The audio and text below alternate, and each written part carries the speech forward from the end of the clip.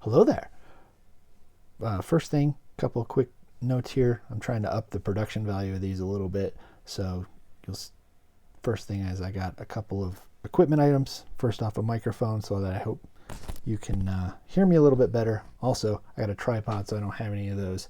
Oh geez, I don't have two hands to do this video here.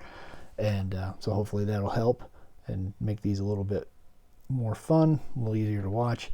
And so today I'm going to look at a vintage version of the Troop Transport and its modern counterpart, and something I've really wanted to do for a bit. So let's get into it. Okay, so first off, we have the vintage version of the Troop Transport. This is actually the Sears version. It's not electronic. It was also labeled in Sears as the Imperial Cruiser. I will leave a link to the Sears Wishbook page that this was on in 1981. So it was a kind of neat little nostalgic piece. This one, again, like I said, it's not electronic. The original one was electronic, which meant that this here was a battery compartment, but now it's a neat little storage compartment. This little bit of kind of like paperboard in there, so you could store weapons and stuff in there. I thought it was kind of neat, just what we used it for when I was a kid. And then instead of, so these on the original kind of version of the Troop Transport, it was electronic, and these had different buttons here. They had different phrases from the movie in it. I don't know if it's pretty much just from the original Star Wars, if I recall correctly. I didn't have that version. This was the one that I had in my collection since I was a kid. But again, you could put 6 troopers here. You've got these little, like, sensor hoods or whatever you put on top of a figure so you can blind them, or they were torture devices depending on what we were using for that day. That was kind of neat. So you had also the cockpit here. Doors open up pretty wide. Got a pretty decent cockpit in there.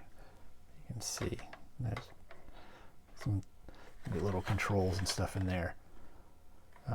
Decent seat. I had two. Well, I still have them.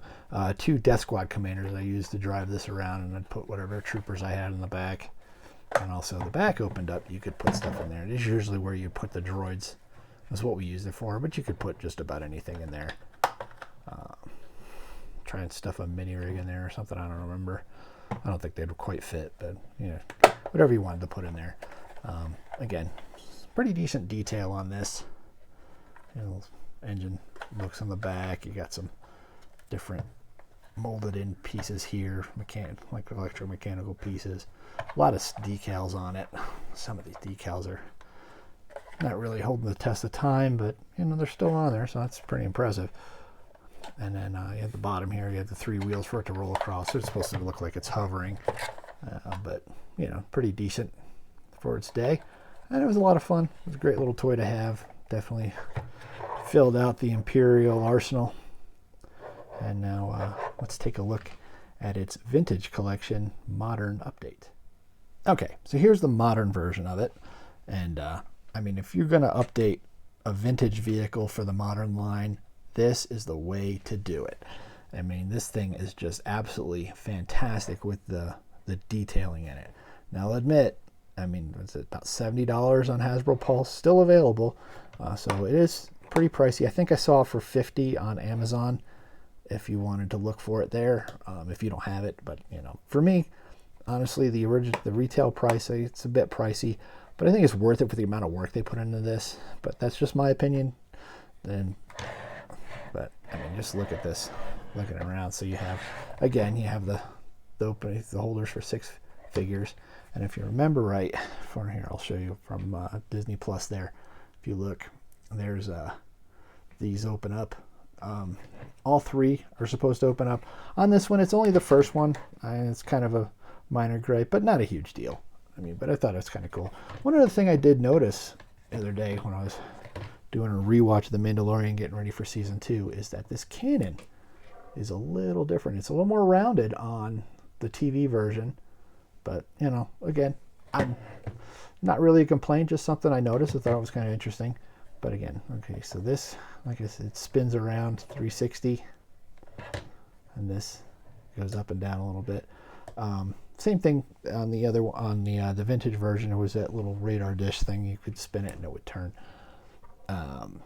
So, but again, like I said, the front ones open so the troops can run out. You know, pretty interesting. I thought it was kind of a neat touch.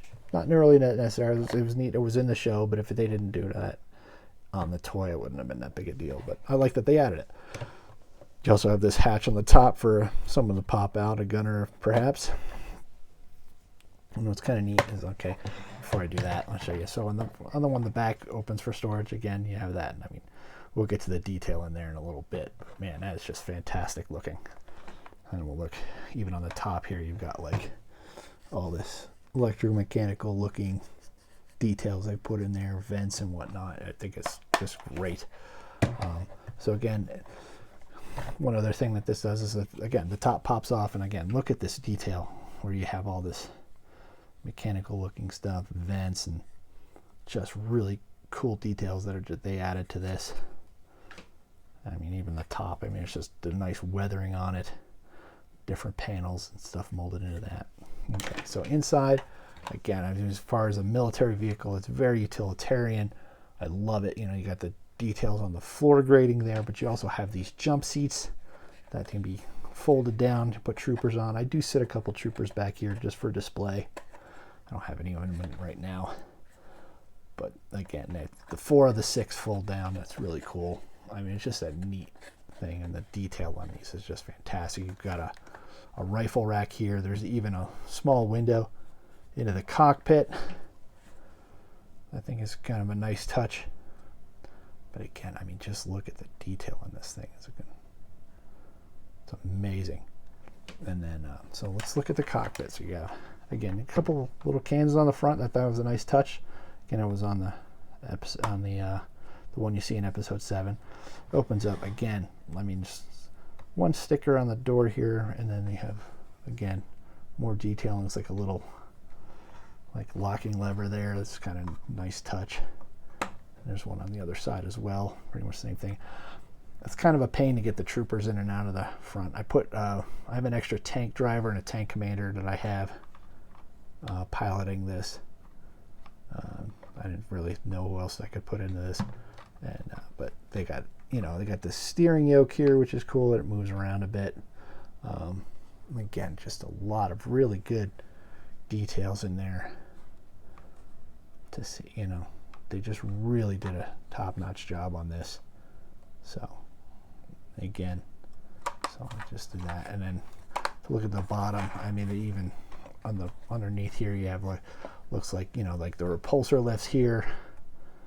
Yeah, you have the wheels here to drive it, you know, for it to roll along for play value, which is great. But I mean, just for them to do this on the bottom as well, it's just really just incredible stuff. So, I mean, they did an awesome job. If you're gonna, like I said, if you're gonna update a vintage vehicle into the modern line, I mean, this is the way to do it. Well done, Hasbro.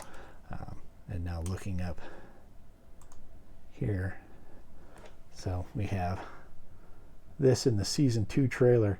So I'm hoping Hasbro, please make a mod down the line, produce this one. This is pretty much just a way to take my money. But again, that's pretty much it for this.